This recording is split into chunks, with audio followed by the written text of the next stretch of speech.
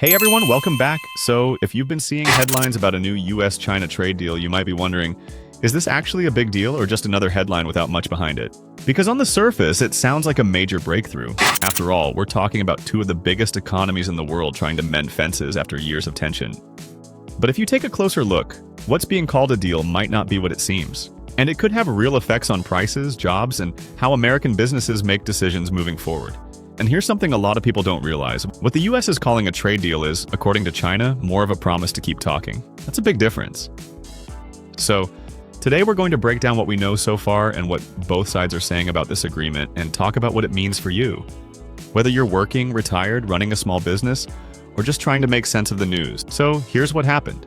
On May 11th, after 2 days of meetings in Geneva, the White House announced that it had reached what it called a China trade deal.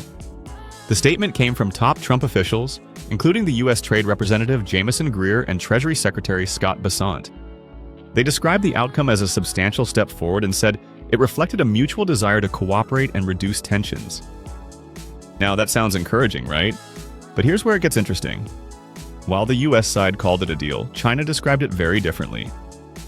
Chinese Vice Premier Ha Lifeng didn't say anything about a finalized agreement. Instead, he talked about setting up what's called a consultation mechanism. That's basically an agreement to keep talking. Nothing legally binding, no specific tariffs rolled back, no changes to how businesses operate just yet. So then, what's a consultation mechanism really?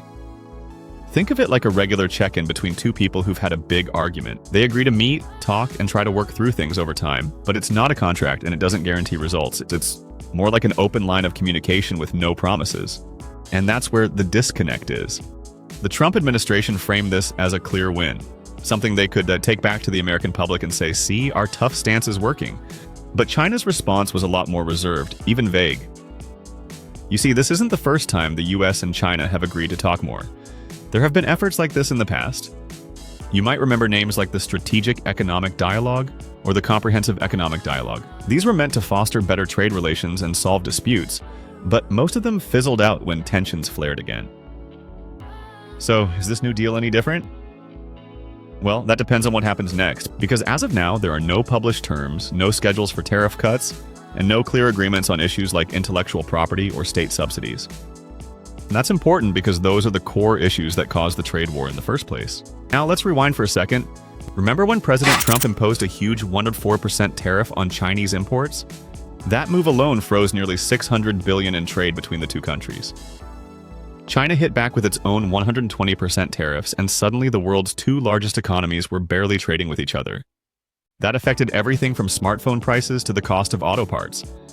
And for American farmers, exporters, and even consumers, the impact was immediate. Prices went up, some businesses laid off workers, and global supply chains had to adjust fast. So for President Trump, this announcement comes at a time when showing progress on trade is politically useful, especially after he just signed a smaller trade agreement with the UK, easing tariffs on British cars. These moments paint a picture of a White House pushing forward on tough negotiations and getting results. But again, what's actually changed so far? Nothing concrete. There's been no rollback of tariffs, no new access for US companies in Chinese markets, no changes to rules around intellectual property, which has been one of the biggest sticking points in past negotiations. That's why a lot of trade experts are urging caution. Some say this is a symbolic win, useful for headlines and politics, but not yet a win for workers, consumers, or business owners. And also, China's careful language matters here. When one country calls it a deal and the other calls it a dialogue mechanism, that's a clue that the two sides may not even agree on what was agreed. If you've ever been in a negotiation where you walk away thinking you've settled something only to find out the other person sees it differently, you know how that feels. Now, does this mean the whole thing is meaningless? Not necessarily. Even just restarting dialogue is better than radio silence, because when the US and China aren't talking, tensions tend to rise and that creates uncertainty. Something businesses really don't like. For example, think about a US-based electronics company that relies on Chinese parts. If they believe tariffs might suddenly go up again, they'll hesitate to invest. They might delay hiring or pass those extra costs on to consumers. So, even a hint of stability in trade relations can bring some relief. On top of that, if this consultation process leads to real progress, say a phase rollback of tariffs or more cooperation on tech regulations, then this announcement could turn into something more meaningful over time. But for now, markets are watching closely. Investors aren't going to shift strategies until they see real terms. And manufacturers, they're going to wait until there's more clarity before changing supply chains or making big bets on exports. And that's really the key takeaway here. Right now, this deal is more of a political signal than an economic shift. Still, it opens a door. And in global trade, especially between the US and China, even having the door cracked open is better than it being slammed shut. And here's one more thing to think about. Trade policy often gets talked about like it only affects big corporations or politicians. But the truth is, it touches all of us. When tariffs go up, prices can rise. When talks break down, jobs can be at risk. When companies can't plan ahead, wages and growth can stagnate. That's why deals like this matter, and why it's important to look past the headlines and understand what's actually happening. So, to recap, the US announced a trade deal with China, but based on what's been released so far, it looks more like an agreement to keep talking. Though that could change once full details are made public.